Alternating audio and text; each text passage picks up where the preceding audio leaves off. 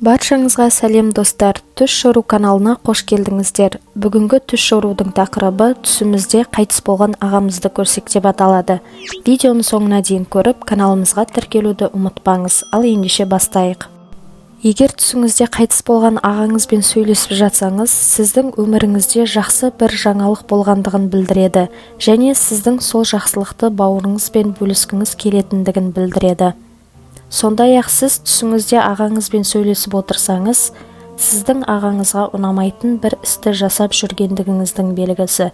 Сол жаман істі тоқтату керек. Егер түсіңізде қайтыс болған ағаңызды құшақтап жатсаңыз, сіздің басыңызға бір ауыртпашылықтың түсетіндігін білдіреді. Сол кезде ағаңыздың жоқтығы қатты білінеді. Түсіңізде ағаңыз сізге бір нәрсе беріп жатса, сіздің басыңызда қаржылай қиындықтар болып жатқандығын білдіреді. Егер түсіңізде ағаңызбен бірге тамақ ішіп отырсаңыз, үйлеріңізде той болатындығын белгісі. Егер түсіңізде ағаңызбен ұрысып жатсаңыз, сіздің ағаңыз ұнатпаған бір іспен айналысып жүргендігіңізді білдіреді. Сондай-ақ түсіңізде ағаңызбен келіспей жатсаңыз, бұл түс сіздің жаман достарыңыздың бар екендігін білдіреді. Егер түсіңізде ағаңыздың қабірін көрсеңіз, ағаңыз бен сіздің араңызда бір келіспеушіліктің бар екендігін білдіреді.